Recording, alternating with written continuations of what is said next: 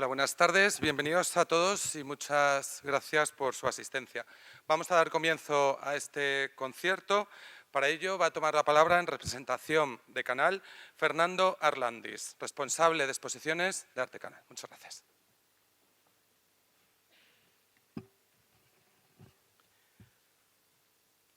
Señores embajadores, autoridades, público en general, muchísimas gracias. No sé si se oye bien. Me sumo a la bienvenida. Bienvenidos al acto programado dentro del programa cultural de la exposición Auschwitz. Este acto que un concierto homenaje a las víctimas del Holocausto, de la mano del dúo formado por Pilar Angulo y Emilio Sánchez Vázquez, Pilar al piano y Emilio al violín. Este acto está organizado, como saben ustedes, en colaboración con Musealia y el Centro Sefarat Israel, aparte de la colaboración, por supuesto, de la Fundación Canal, que es la que nos aloja en este caso.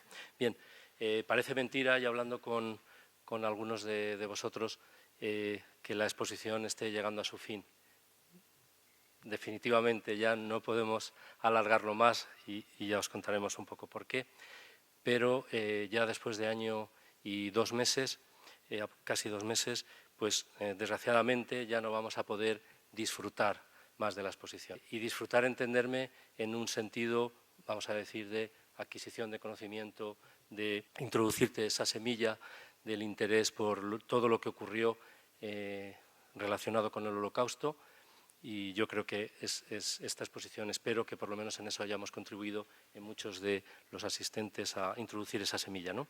La exposición se cierra ya definitivamente la semana que viene, el domingo de la semana que viene, y es verdad que mucha gente de vuestro entorno y también del mío siempre me habían comentado que, bueno, que a esta exposición no iban a venir porque por el tema que tratan es un tema pues muy penoso y la verdad que afortunadamente os quiero comentar que más de 575.000 personas finalmente han pasado por la exposición.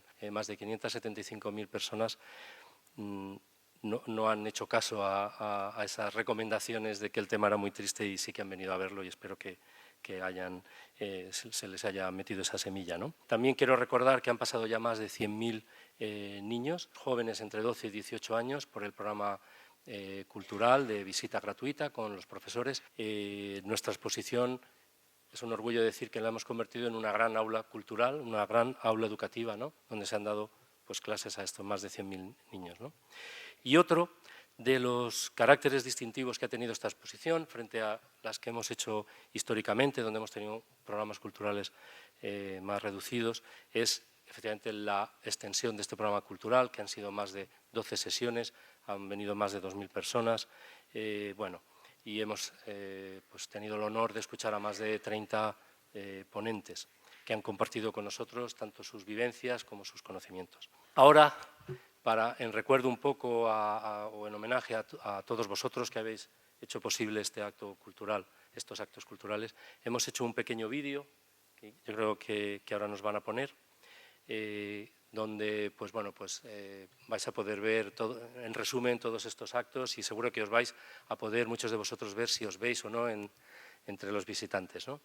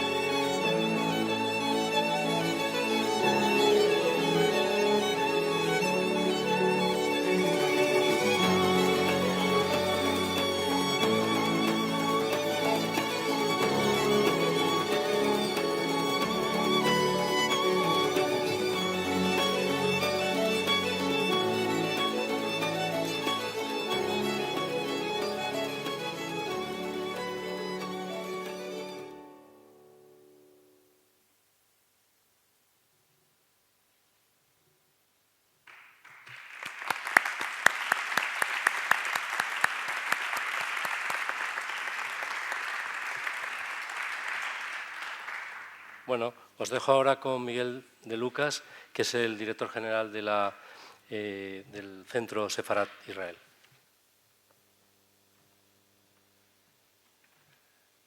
Gracias, Fernando. La verdad es que es emocionante ver la figura de Noah Klieger, al que acompañamos hace aproximadamente un año y que visitó esta exposición. Y hoy, hace apenas media hora, hemos estado con otro superviviente, Jacobo Drachmann, y hemos realizado el mismo ejercicio de visita y de memoria conjuntamente. Entonces, es un honor haber contribuido a aportar dos supervivientes a esta maravillosa exposición sobre Auschwitz. Quiero contaros que nosotros, conjuntamente con la Comunidad Judía de Madrid, hacemos un programa muy amplio durante todos estos días, estas 2 semanas, de actos de memoria en muchos lugares. Esta mañana, por ejemplo, hemos estado en Móstoles, ayer estuvimos en Majadahonda, y nos quedan otras localidades aquí cercanas a Madrid y también otras ciudades fuera de España. Hay otros muchos actos de memoria en otras ciudades de España a los que nos asociamos. No podemos ir a todos, pero estamos muy orgullosos de que se haya generado un tejido y una ola expansiva de memoria por todo el país, ¿no? Y para eso aportamos, normalmente empezábamos hace 4 años trayendo un superviviente. Nos dimos cuenta que no era suficiente. Primero porque un superviviente tiene una capacidad de actuación limitada, no puedes exigirle demasiado, dado las limitaciones de la edad. Entonces traemos 2 supervivientes, uno esta semana, que es Jacobo Drachmann, que aunque es polaco de origen, rehizo su vida en Uruguay. Entonces habla un español perfecto y siempre enriquece, porque es más fácil la transmisión cuando la transmisión se hace en el lenguaje que la gente entienda, sin que haya necesidad de traducción. Me ha impresionado mucho Jacobo durante la rueda de prensa, una rueda de prensa, digamos, de pie, espontánea, le han hecho muchas preguntas, pero se ha acercado un niño de unos 16 años que venía de Ciudad Real. Fijaros lo que es venir de Ciudad Real a esta exposición con tu colegio y de repente encontrar un superviviente que te está hablando, ¿no? Y el niño lloraba, estaba emocionado, dice, ¿cómo conseguiste superar todo esto? ¿Cómo tú y todas las personas que murieron? Dice, esta historia es una historia de dolor, en relación con lo que decía Fernando también, ¿no? Y Jacobo le decía, ¿tienes padres? Sí, dijo el niño. ¿Tienes casa? Sí. ¿Tienes amigos? Sí. ¿Vas a la escuela? Sí. También le ha dicho, ¿tienes novia? Dice, bueno, no tanto, ¿pero te gusta alguna chica? Dice, sí. ¿Eres feliz? Ríe, no llores. ¿Vale? Es el mensaje, dice, yo tuve que sobrevivir. Jacobo, por ejemplo, nos contaba, él le atrapó todo lo que es el proceso del nazismo y la Shoah en su edad escolar primera. Y cuando acabó digamos, la Segunda Guerra Mundial, estaba en Terezín y iba a mirar en las listas para ver si encontraba a sus padres y se dio cuenta de una cosa, tenía 11 años y no sabía leer, porque no había ido a la escuela. Se había dedicado a sobrevivir en el gueto de Lodz primero y luego en 3 campos distintos, ¿no? Pero había perdido lo que era la etapa inicial escolar. Entonces, a nosotros nos ha impresionado mucho como testimonio directo, ¿no? También deciros que estamos muy orgullosos de haber colaborado con esta exposición. Es una exposición fantástica. Yo tengo también el honor de ser el jefe de la delegación de España ante la Alianza Internacional para la Memoria del Holocausto, que es el organismo internacional que aúna a los países que realmente se toman en serio la memoria del Holocausto, ¿no? Y esta exposición es conocida y muy valorada en todo ese entorno de lo que es el mundo de la memoria del Holocausto a un nivel internacional, ¿no? También un orgullo el haber iniciado con un superviviente y haber cerrado con otro, ¿no? Como os he comentado antes. En fin, tenemos todos un deber de memoria. Mañana nos reuniremos un grupo importante también de personas en el Senado de España, para el acto oficial del Estado español de memoria del Holocausto y de prevención de crímenes contra la humanidad, ¿no? Y ese será un poco el colofón de nuestras actividades. Pero aquí también nos reúne algo que estaba muy vinculado a la memoria del Holocausto, que es la música. Muchos de los supervivientes hablaban de el único consuelo que tenían en algunos momentos era la música, el poder tener acceso a ciertas partituras, a los que tocaban los violines, los músicos de la Shoah, los músicos, los violines. Hubo un año que conmemoramos la Shoah con violines de Auschwitz, ¿no? Eso también es una memoria muy importante. Por eso todos los años en nuestra agenda, esa agenda que hacemos conjuntamente con la Comunidad Judía de Madrid, ponemos un acto musical importante. Y este tiene lugar hoy aquí, y ese acto será un concierto de piano a cargo de Pilar Angulo y de violín a cargo de Emilio Sánchez. Entonces yo quedo aquí y dejo a Juanjo de la Iglesia, que él va a oficiar de presentador del acto. Muchísimas gracias.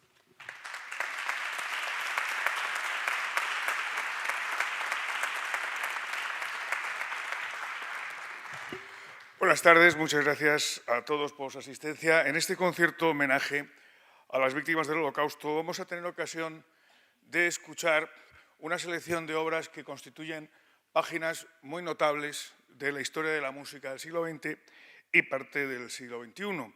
Es un recorrido que empezará, por lo tanto, a principios del siglo XX y terminará ya en la música de nuestros días. Todas las obras que componen el programa que vamos a escuchar tienen en común algo que podríamos llamar extramusical. Son obras compuestas por autores que de un modo u otro se han visto afectados por este terrible acontecimiento que fue el Holocausto. Unos sencillamente por pertenecer a un grupo humano, como es el caso de Kreisler, Weil o Bloch, con los que empezaremos el recital, al grupo humano de la comunidad judía. Otros no perteneciendo a este grupo, sencillamente por haber sido testigo directo y víctima de los mismos verdugos, como es el caso de Olivier Messiaen, con el que continuaremos el recital.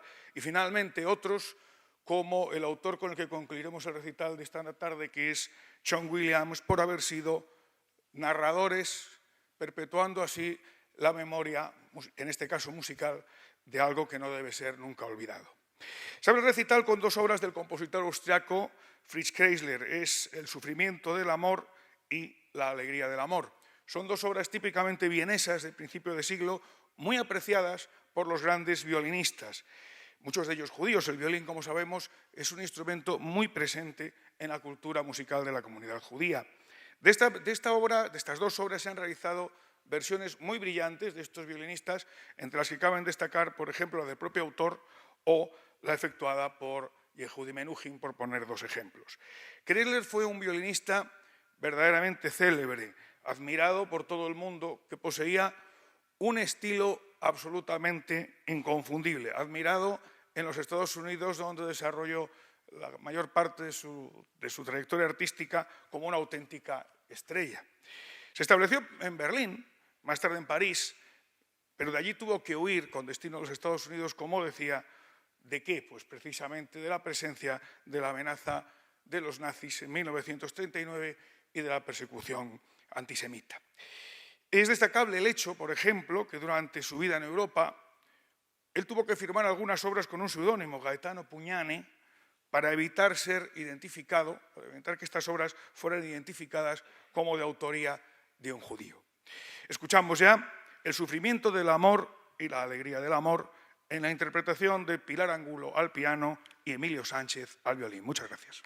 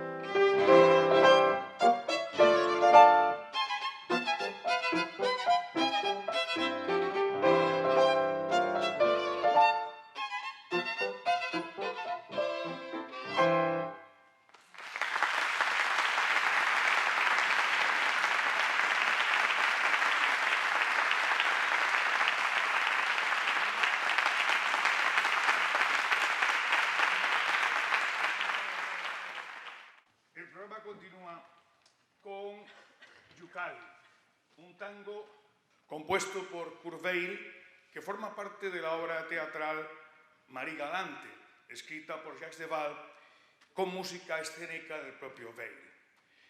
Weill es un autor que conecta con auténtica maestría el mundo de la llamada música culta con la música popular, siendo para muchos un antecedente de fenómenos posteriores como el pop, la canción francesa del siglo XX, la música de salón o la llamada en general música ligera del siglo XX.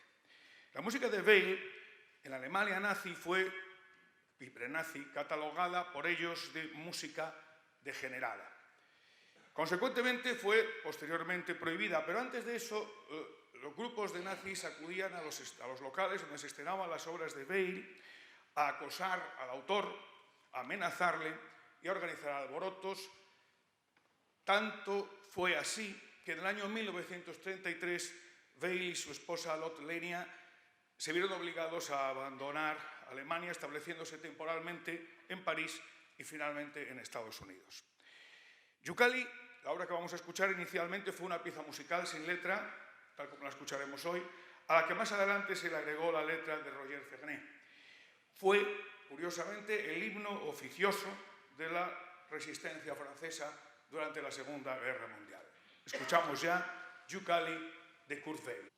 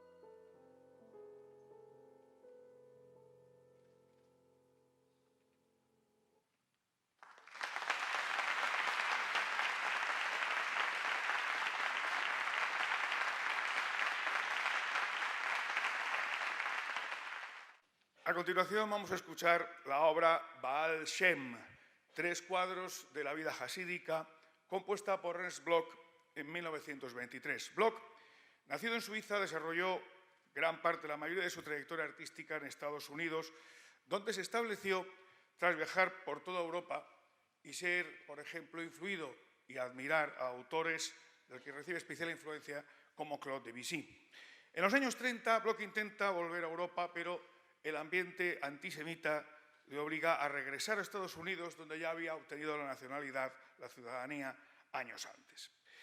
La temática de la tradición judía está muy presente en la obra de Bloch. En 1933 compone Servicio Sagrado, tras pasar años estudiando la liturgia con el fin de poder incorporar su música de una manera coherente al tema. Sin embargo, Bloch no es un autor obsesionado con lo que podía llamarse como componer música solo para judíos. Al contrario, es un autor de vocación universal que se basa en la tradición judía para crear, partiendo de esta cultura y de esta cultura musical, un lenguaje propio.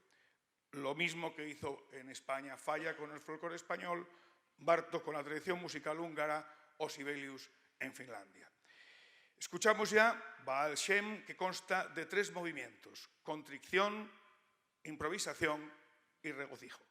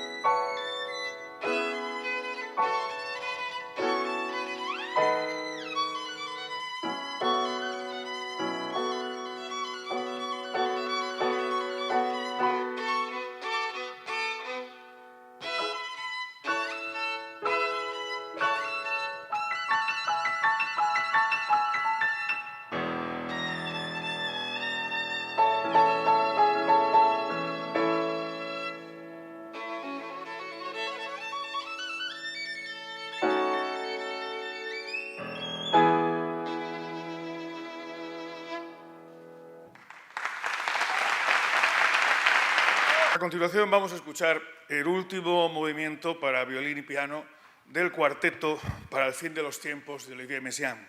Hay que señalar que, a pesar de ser un cuarteto, este último movimiento, el octavo, está compuesto únicamente para piano y violín. El cuarteto fue estrenado en un campo de prisioneros en Görlitz el 15 de enero de 1941, donde Messiaen se encontraba recluido como prisionero de guerra. Fue compuesto para los instrumentos que Messiaen tenía ahí a mano, que fueron un piano, un cello, un clarinete y un violín. El estreno tuvo lugar al aire libre en el mes de enero de Francia, con medio metro de nieve en el suelo, siendo el público los 60.000 presos del campo y los soldados alemanes que los vigilaban. De este momento recordaba Messiaen más tarde que nunca, palabras textuales, en mi vida fui escuchado con tanta atención. El cuarteto estaba formado por Jean Fouleg al violín, Henri Acoca al clarinete, Etienne Pasquier al cello y el propio Messiaen, que interpretó su parte en un piano vertical al que se le encasquillaban las teclas, como él contó posteriormente. Messiaen es uno de los grandes protagonistas y reconocido precursor de las principales corrientes compositivas de la segunda mitad del siglo XX. Y la obra que escucharemos es reconocida como una de las obras maestras de la música de cámara, o como la gran obra maestra de la música de cámara de la modernidad. Escuchamos ya el octavo movimiento del cuarteto para el fin de los tiempos de Olivier Messiaen.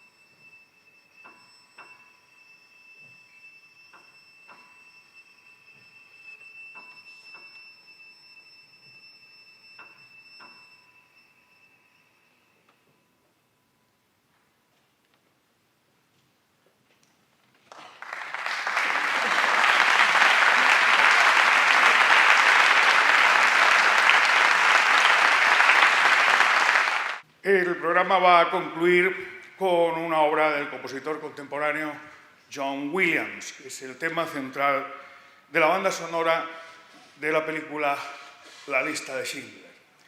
Williams es un conocido compositor de música incidental para cine y es además reconocido por grandes intérpretes que han llevado a la orquesta sus instrumentos, su obra, a lo largo de todo el mundo, como uno de los compositores más prestigiosos del momento, desde finales del siglo pasado, del XX, a los inicios de este siglo XXI. La lista de Schindler rinde homenaje a John Williams y, como comentábamos al principio, es narrador de la historia de las víctimas del Holocausto y es también, aparte de un homenaje a ellos, un reconocimiento a las personas que hicieron lo posible por ayudarles a sobrevivir. Escuchamos ya, como conclusión del programa, el tema central de La lista de Schindler de John Williams.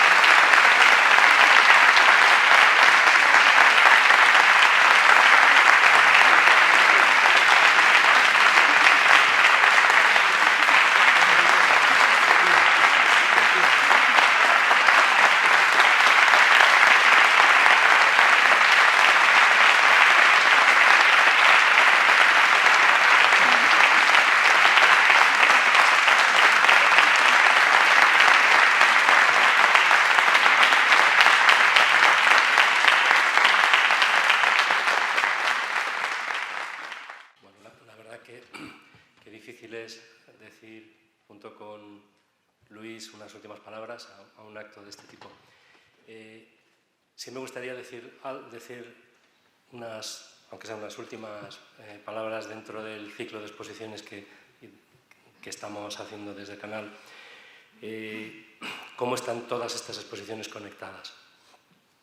Hace 6 años inauguramos la exposición de Hernán Cortés, a la que vino Josep Pérez, que sabéis que es un historiador, un magnífico historiador, el Premio Príncipe de Asturias, venía precisamente a la inauguración, y hablando con él en la comida me contó una anécdota que conocía de una familia judía griega que había emigrado a Cuba y llevaban la abuelita de la familia. Cuando llegó a Cuba le dijo a su hijo: aquí sí que vamos a estar seguros porque son todos judíos. Al oír hablar español, ella, que era griega, pensó que había llegado a un país todo de judíos, ¿no? Entonces eso me impresionó realmente, y cuando un día vi a Luis y a todo su equipo llegar y contarnos esta idea de montar una exposición de Auschwitz, del Holocausto, de la Shoah, pues decidimos apostar por esta idea. Yo solo quiero agradecerle a todo su equipo, que seguramente es un orgullo de la marca España, el equipo de Musealia, a todo el equipo de Canal, que ha hecho posible, sin pensar nunca ni en tiempo, ni en horarios, ni en nada, conseguir todo, no solo los actos, sino cualquier problema que ha surgido durante la exposición. Agradecérselo a todos, por supuesto a vosotros, todos los que habéis venido a todos los demás actos, y espero sinceramente que os hayáis hecho fans de la exposición, de las exposiciones Arte Canal, y el próximo año también, a estas alturas, pues con la misma ilusión vengáis a nuestras nuevas exposiciones, ¿no?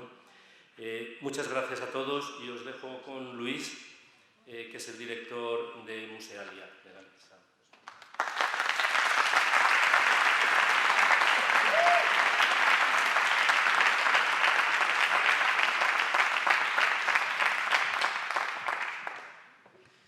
Nada, pues muchas gracias a todos. La verdad es que yo quería simplemente decir dos cosas. La primera es, Auschwitz desde luego es una historia de dolor.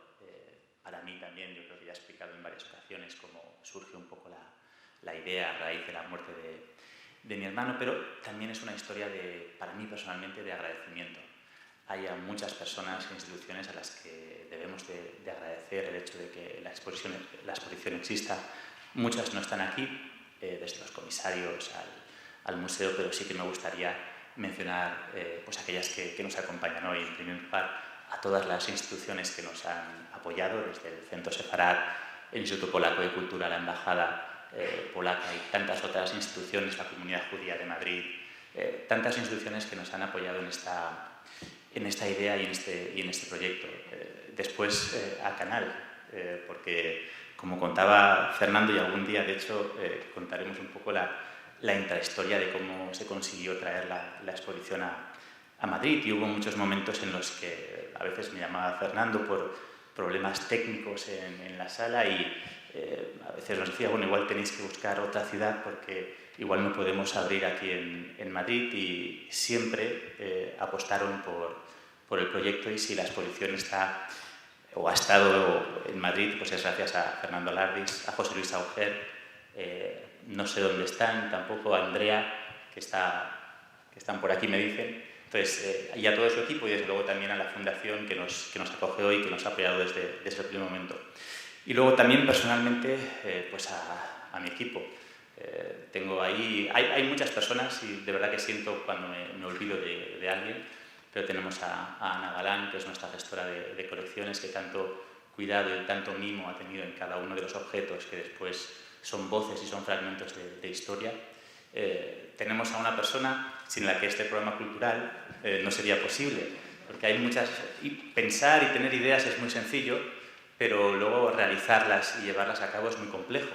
Y sin Iciar Palacios, a la que me gustaría agradecerle de corazón todo su trabajo, y de hecho brindarle un aplauso.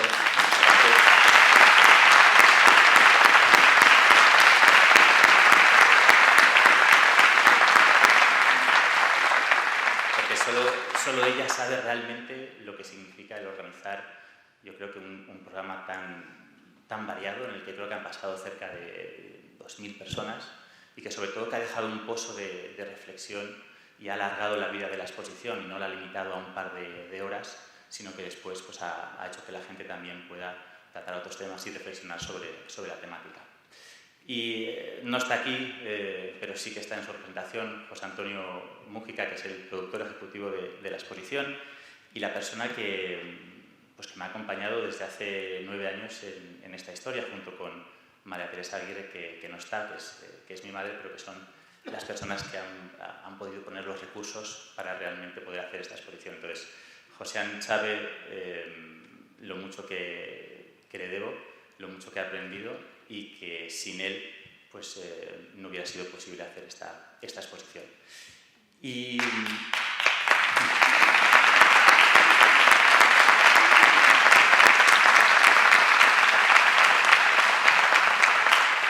ya para acabar, pues supongo que todos o casi todos habrán visto ya la exposición, saben cómo acabamos, con una cita de Delbo, de esta superviviente, y me hace recordar a una historia. Yo comencé a trabajar en Musealia hace casi 19 años, ahora en unas semanas va a hacer 19 años, y empecé pasando por todos y cada uno de los diferentes puestos que había en Musealia. Y teníamos una exposición muy pequeña en San Sebastián, en una exposición también temporal, y un día vino una señora mayor, tenía unos 70-75 años, con una cara de inmensa bondad, y la veía como un poco perdida, ¿no? Y entonces se acercó a la taquilla y preguntó si esta era la exposición, en este caso que habían lanzado mis padres. Y le dije que sí, sin entender muy bien exactamente por qué lo preguntaba. Y entonces me dijo que quería comprar una entrada, compró la entrada, que creo que recordar que eran 5 euros. Y después, de hecho, en vez de ir hacia la entrada de la exposición, se dirigió hacia la salida.